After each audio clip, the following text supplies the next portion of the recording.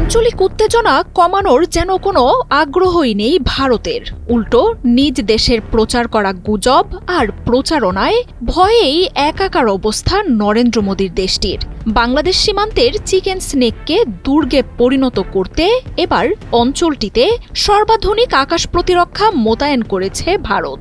Chicken snake আর seven সিস্টার্সের পাহারায় যুক্ত হয়েছে রাশিয়া থেকে কেনা S-400।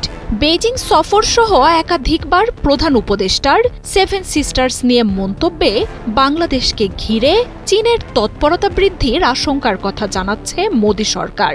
ভারতের গণমাধ্যমগুলো আরও এক ধাপ এগিয়ে জানাচ্ছে, চিকেন স্নেকের কাছেই নাকি চীনের সহায়তায় বিমান ঘাঁটি নির্মাণ করবে বাংলাদেশ, আর সেই জন্যই এমন আকাশ প্রতিরক্ষার ব্যবস্থা। এখন যে কোনো ব্র্যান্ডের পুরাতন এসি বদলে নতুন ওয়ালটন এসিতে উপভোগ করুন 25% ছাড়। প্রতিষ্ঠার পর থেকেই চিকেন স্নেক ভারতের সবচেয়ে দুর্বল অংশগুলোর একটি। ভারতের মূল ভূখণ্ডের সাথে উত্তর পূর্বাঞ্চলীয় 7টি রাজ্যকে যুক্ত করে রেখেছে মাত্র 20 কিলোমিটারের এই করিডোর। বাংলাদেশ, নেপাল, ভুটান, চীনের মতো দেশগুলোর উপস্থিতির জন্য এই অঞ্চলটি নিয়ে সব সময় আতঙ্কে থাকে ভারত। করিডোরটি কোনো কারণে হাতছাড়া হয়ে গেলে সেভেন সিস্টার্সের 7টি রাজ্যই ভারত থেকে বিচ্ছিন্ন হয়ে পড়বে।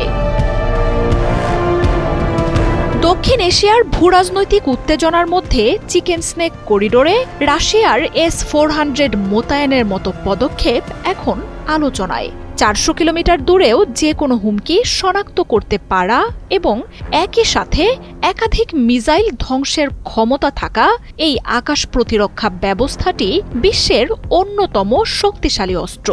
নিরাপত্তার জন্য ভঙ্গুর এই অঞ্চলটিতে সামরিক উপস্থিতি বাড়ানোর পাশাপাশি চতুর্থ প্রজন্মের রাফাল যুদ্ধ বিমান, ব্রাহ্মস ক্ষেপণাস্ত্র, ড্রোন দিয়ে চিকেন স্নেককে ঘিরে ফেলেছে ভারতীয় বাহিনী।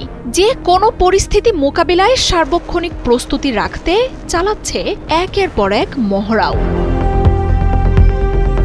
আর ভারতের এমন জোরালো পদক্ষেপের জন্য বাংলাদেশি কারণ বলে জানাচ্ছেন প্রতিরক্ষা বিশ্লেষকরা। এত বছর সেভেন সিস্টার্সের জন্য বাংলাদেশ ঢালের মতো কাজ করলেও তা নিয়ে কোনো কৃতিত্ব নেওয়া হয়নি।